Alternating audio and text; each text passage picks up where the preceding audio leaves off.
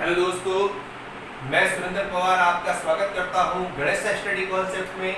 और आज अपना जो टॉपिक है वो टॉपिक है अनुसूचियां। आज अपना जो टॉपिक है वो टॉपिक है अनुसूचियां। और अनुसूचियों में दोस्तों आपको ध्यान रखना है कि जब भारत देश का संविधान लागू हुआ था तो लागू संविधान में अनुसूचियों की संख्या कितनी 8 थी।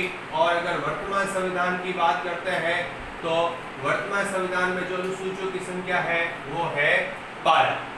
ध्यान रखना दोस्तों, लागू संविधान में जब अनुसूचियों की संख्या पूछी जाती है तो संख्या थी 8। वर्तमान संविधान में जो अनुसूचियों की संख्या है वो है 12।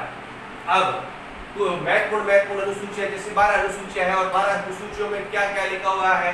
तो पहली अनुसूची की बात करेंगे तो पहली अनुसूची में ये बताया गया कि इस अनुसूची में 28 राज्यों व 8 केंद्र शासित प्रदेशों का उल्लेख किया गया है। लेकिन जब भारत देश स्वतंत्र हुआ था उस समय 14 राज्य व 5 केंद्र शासित प्रदेश थे। दोस्तों आपको ये चीज ध्यान रखनी है कि जब भारत देश स्वतंत्र हुआ था उस समय 14 राज्य व 5 केंद्र शासित प्रदेश थे। लेकिन वर्तमान स्थिति की बात की जाती है तो वर्तमान स्थिति में 28 राज्य व 8 केंद्र शासित प्रदेश है। क्योंकि दोस्तों जम्मू कश्मीर का मतलब 2 केंद्र शासित प्रदेशों में विभाजन कर दिया गया है। तो पहले 29 राज्य थे, 29 राज्यों से इसकी संख्या हो गई 28। और जब केंद्र शासित प्रदेशों की बात की जाती है तो भारत में पहले 7 केंद्र शासित प्रदेश थे। कितने थे दोस्तों? 7 केंद्र शासित प्रदेश थे, यूनियन टेरिटरी। लेकिन जब जम्मू कश्मीर का 2 भागों के अंदर विभाजन हुआ तो इसके अंदर मतलब 2 केंद्र शासित प्रदेश जुड़ गए जिससे उसकी संख्या हो गई थी 9। लेकिन दमन दीव और दादर नगर हवेली को जब वापस एक केंद्र शासित प्रदेश के रूप में दर्जा दे दिया गया था तो वर्तमान स्थिति क्या बन रही है कि भाई वर्तमान स्थिति के अनुसार 28 राज्य व 8 केंद्र शासित प्रदेशों का उल्लेख किया गया है। फिर बात करते हैं दूसरी अनुसूची के अंदर। तो दूसरी अनुसूची के अंदर ये लिखा हुआ है कि इस अनुसूची के अंदर देश के जो महत्वपूर्ण पदाधिकारी हैं या देश के प्रमुख संवैधानिक पदाधिकारी हैं उन संवैधानिक पदाधिकारियों के वेतन व भत्तों का उल्लेख किया गया। देश के जो प्रमुख संवैधानिक पदाधिकारी हैं या पदाधिकारियों के जो वेतन व भत्तों का उल्लेख किया गया वो संविधान की दूसरी अनुसूची के अंदर किया गया। ठीक है दोस्तों, और साथ ही साथ आपको ये भी ध्यान रखना है कि जो दूसरी अनुसूची है उसके अंदर एक विशेष बात ये है, विशेष बात आपको ये ध्यान रखनी है कि दूसरी अनुसूची के अंदर आपको उपराष्ट्रपति के वेतन का उल्लेख नहीं मिलेगा। दूसरी अनुसूची में आपको जो उपराष्ट्रपति का वेतन है उसका उल्लेख देखने को नहीं मिलेगा। क्योंकि उपराष्ट्रपति को उपराष्ट्रपति पद के लिए कोई प्रकार का वेतन नहीं मिलता है। उसको जो वेतन दिया जाता है वो राज्यसभा के सभापति के रूप में वेतन दिया जाता है।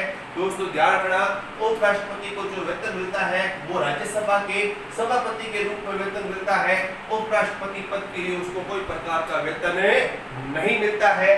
साथ ही साथ आपको ये भी ध्यान रखना है दोस्तों विशेष के अंदर एक बात आती है, राष्ट्रपति और राज्यपाल का जो वेतन होता है उसके वेतन को उपलब्धियां कहा जाता है। ये भी चीज आपको याद रहनी चाहिए। किसके वेतन को? राष्ट्रपति और राज्यपाल के वेतन को क्या कहा जाता है? उपलब्धियां कहा जाता है। नेक्स्ट बात करेंगे तीसरी अनुसूची की।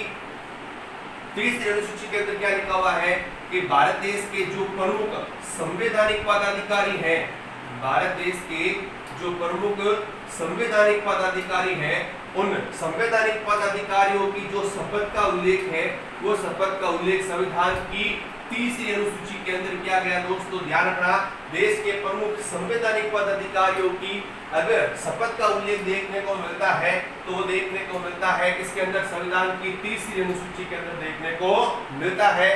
पर दोस्तों इसके अंदर एक विशेष बात ये है मित्रों, इसमें विशेष बात ये है कि इस तीसरी अनुसूची के अंदर आपको राष्ट्रपति और जो राज्यपाल ये जो 2 पदाधिकारी हैं उन दो पदाधिकारियों की जो शपथ का उल्लेख है वो संविधान की तीसरी अनुसूची में देखने को नहीं मिलेगा।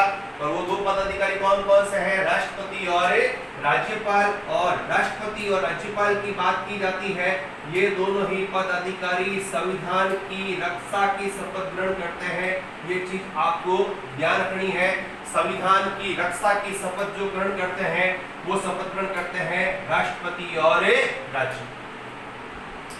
अब इसके अंदर एक विशेष चीज और बताता हूं आपको कि केंद्र व राज्यों के जो भी मंत्री हैं, केंद्र व राज्यों के जो भी मंत्री होते हैं वो पद व गोपनीयता की शपथ ग्रहण करते हैं। दोस्तों ये चीज भी आपको ध्यान रखनी है कि जो केंद्र व राज्यों के मंत्री होते हैं वह पद व गोपनीयता की शपथ ग्रहण करते हैं। पर ध्यान रखना कि जो मंत्रियों के द्वारा जो शपथ ली जाती है, मंत्रियों की जो शपथ के कहने का मतलब है केंद्र व राज्यों की मंत्रियों की शपथ का प्रारूप का उल्लेख तो तीसरी अनुसूची में देखने को मिलता है, लेकिन जो केंद्र में पीएम होता है या राज्य में जो सीएम होता है उसकी शपथ का उल्लेख आपको अलग से देखने को नहीं मिलेगा कि जो ये पीएम और सीएम जो मंत्री लोग शपथ लेते हैं वो की वो शपथ पीएम भी लेते हैं और वो की वो शपथ सीएम भी लेते हैं। अलग से इनके शपथ के प्रारूप का उल्लेख नहीं किया गया है। और ध्यान रखना ये जो शपथ लेते हैं वो किसकी शपथ लेते हैं? पद व गोपनीयता की शपथ लेते हैं। ये चीज आपको ध्यान रखना। और साथ ही साथ नेक्स्ट बात करते हैं तो अब आएगी आपके सामने चौथी अनुसूची। नेक्स्ट जब बात की जाती है तो नेक्स्ट पॉइंट आएगा चौथी अनुसूची। और इस चौथी अनुसूची के अंदर यह बताया गया कि इस अनुसूची के अंदर कि भाई राज्यसभा के सीटों का बंटवारा बताया गया किसके मध्य? राज्य व केंद्र शासित प्रदेशों के मध्य। राज्यसभा के सीटों का जो बंटवारा लिखा गया है, राज्य व केंद्र शासित प्रदेशों के मध्य जो सीटों का बंटवारा लिखा गया है वो संविधान की चौथी अनुसूची के अंदर लिखा गया कि राज्यसभा के सीटों का बंटवारा। और साथ ही साथ आपको ये भी ध्यान रखना है राज्यसभा सदन में प्रति 10 लाख की जनसंख्या पर एक सदस्य का निर्वाचन होता है। दोस्तों ध्यान रखना है, राज्यसभा की अगर बात करते हैं तो इसके अंदर साफ साफ लिखा हुआ है राज्यसभा के अंदर कि प्रति 10 लाख की जनसंख्या पर एक सदस्य का निर्वाचन होता है। तो ये जो 4 अनुसूचियां हैं इस वीडियो के द्वारा आप याद कर सकते हो। और इसके अंदर मैं आपको एक चीज वापस दोहरा देता हूं कि बात करते हैं अनुसूचियों की तो भारत के मूल संविधान में अनुसूचियों की संख्या कितनी थी दोस्तों? तो याद रखना है 8। वर्तमान संविधान में कितनी है? 12। फिर साथ ही साथ बताया पहली अनुसूची में तो इसके अंदर 28 राज्य व 8 केंद्र शासित प्रदेशों का उल्लेख किया गया, लेकिन जब भारत स्वतंत्र हुआ था तो 14 राज्य व 5 केंद्र शासित प्रदेश थे। दूसरी अनुसूची की बात करेंगे तो देश के प्रमुख संवैधानिक पद अधिकारियों के वेतन व भत्तों का उल्लेख संविधान की कौन सी अनुसूची में है? दूसरी अनुसूची में। पर विशेष इंपोर्टेंट के रूप में बता दिया उपराष्ट्रपति के वेतन का उल्लेख नहीं है क्योंकि ये किसके रूप में शपथ ग्रहण करता है, किसके रूप में वेतन प्राप्त करता है? राज्यसभा के सभापति के रूप में वेतन प्राप्त करता है। और राष्ट्रपति और राज्यपाल के वेतन को उपलब्धियां कहा जाता है। साथ ही साथ बताया अगर तीसरी अनुसूची की बात करें तो देश के प्रमुख संवैधानिक पदाधिकारियों की शपथ का उल्लेख है तो कौन सी अनुसूची में है? तीसरी अनुसूची के अंदर किया गया। पर स्पेशल रूप से बताया राष्ट्रपति और राज्यपाल के शपथ का उल्लेख तीसरी अनुसूची में नहीं मिलेगा क्योंकि दोनों ही किसकी शपथ ग्रहण करते हैं? संविधान की रक्षा की शपथ ग्रहण करते हैं, इसलिए तीसरी अनुसूची में इसका उल्लेख नहीं है। और चौथी अनुसूची में बताया गया राज्यसभा की सीटों का बंटवारा बताया गया जो प्रति 10 लाख की जनसंख्या पर एक सदस्य का निर्वाचन होता है। दोस्तों इसी के साथ वीडियो का समापन करते हैं, मिलते हैं नेक्स्ट वीडियो में। आपका बहुत बहुत धन्यवाद।